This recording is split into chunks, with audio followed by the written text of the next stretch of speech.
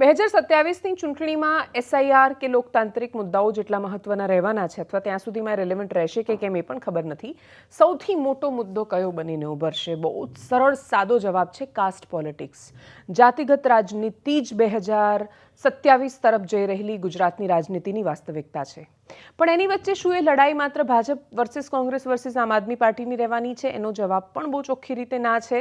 અને એ દીવા જેટલું સ્પષ્ટ સત્ય જો આજે કોઈને નથી દેખાતું તો મતલબ કે એ કદાચ આંખો બંધ કરીને સૂર્યને જોવાનો પ્રયત્ન કરી રહ્યા છે. હકીકત એ છે કે ભારતીય જનતા પાર્ટી બનામ ભારતીય જનતા પાર્ટીની આ લડાઈ રહેવાની છે. ભાજપના નેતાઓની અંદરોઅંદરની રાજનીતિ, વર્ચસ્વની લડાઈ, અતિશય સત્તા છે, પણ એ સત્તાના લાભાર્થીઓ પણ બહુ જ બધા છે અને દરેકને લાભ મળી શકે એમ નથી. બધાને સાથે રાખીને ચાલવાની અને એક ગુલદસ્તો બનાવવાની ભારતીય જનતા પાર્ટીની અત્યાર સુધીની રાજનીતિ બહુ જ અદ્ભુત રહી છે કે જેમાં એમણે એ સૌથી મોટું ઉદાહરણ કે વિશ્વકર્મા સમાજને પ્રતિનિધિત્વ પણ આપે છે, જૈન સમાજને પણ સીએમને ડેપ્યુટી સીએમ બનાવી શકે છે. નરેન્દ્ર મોદીની જાતિ વર્ષો સુધી કોઈએ નહોતી પૂછી કે એ કયા સમાજ કે સમુદાયમાંથી આવે છે. એ પટેલને પણ સીએમ રાખે છે અને સત્તાના કેન્દ્રમાં રાખે છે. અને કાં તો જ્યારે સીએમ નથી હોતા પાટીદાર ત્યારે પ્રદેશ અધ્યક્ષ એ રીતે પસંદ કરે છે. પણ એ બેલેન્સ બનાવીને ચાલે છે. એ કોળીમાં પણ ચુવાડિયા અને તળપદાનું બેલેન્સ કરે છે, પાટીદારમાં પણ કડવા લેવાનું બેલેન્સ કરે છે. અને એટલે જ આ બેલેન્સની રાજનીતિમાં જ્યારે ગડબડ આવે ત્યારે બહુ જ બધી સંભાવનાઓ છે જે વર્ષ 2027 માટે ઊભી થઈ રહી છે. આજના દિવસના સૌથી મોટા સમાચાર એક માત્ર સંગઠનને લગતા સમાચાર નથી, માત્ર લેઉવા પટેલ સમાજને લગતા એ સમાચાર નથી, પણ આવનાર સમયની રાજનીતિના બહુ જ બધા એંધાણ અને ભણકારા એમાં છે. પૂર્વ મુખ્યમંત્રી આનંદીબેન પટેલના દીકરી, જેમને રાજકીય વારસદાર તરીકે પણ જોવામાં આવતા હતા, અચાનક જ આનંદીબેન પટેલનું સીએમ પદ પરથી રાજીનામું આપ્યા પછી સક્રિય રાજનીતિમાંથી સાવ ગાયબ થઈ જવું અને એના પછી અનાર પટેલ જે રાજનીતિના કે રાજકીય વારસાના વારસદાર હતા એ વારસો જ ન રહે તો વારસદાર શેના? એ સ્થિતિ ઊભી થવી. આનંદીબેનના એક પણ સંતાનનું એટલે એમના દીકરા કે દીકરી કોઈનું પણ રાજનીતિમાં એક્ટિવ ન થવું અને પછી સામાજિક રાજનીતિમાં અથવા સમાજના જીવનમાં અચાનક જ અનાર પટેલનું, અને એ માત્ર અચાનક નથી થયું. તમે છેલ્લા કેટલાય સમયથી આનંદીબેનની સૌરાષ્ટ્ર મુલાકાતો કે ગુજરાત મુલાકાતો જોશો, અનાર પટેલની જાહેર કાર્યક્રમોમાં હાજરી જોશો તો તમને સમજાશે કે ધીરે ધીરે એ એક પછી એક ઈંટ મુકાઈ રહી હતી સમાજમાં આગળની દિશામાં. એમની રાજનીતિ કઈ દિશામાં હશે એના માટે અનાર પટેલને જાહેર કરવામાં આવ્યા છે ખોડલધામના સંગઠનના પ્રમુખ.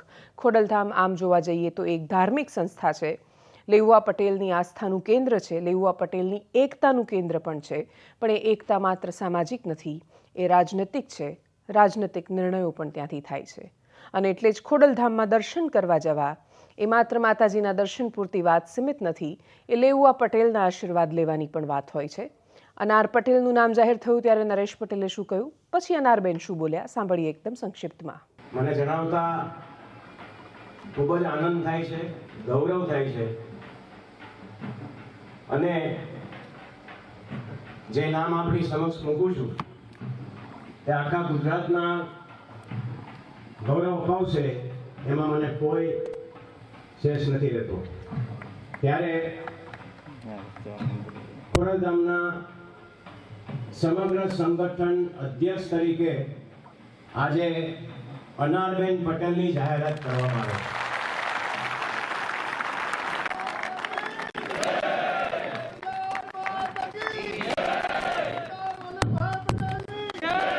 આપણે સૌ નરેશભાઈ પટેલે જે જાહેરાત કરી છે સંગઠન માટેના અધ્યક્ષ રૂપે આદરણીય અનારબેન પટેલને એક વખત તાળીઓના ગડગડાટથી એને સમર્થન આપીએ.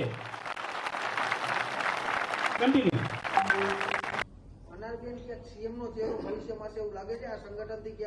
આમાં એક વસ્તુ તમને કહું કે અને તમે બીજા રસ્તે લઈ જવાની કોશિશ જ ના કરશો.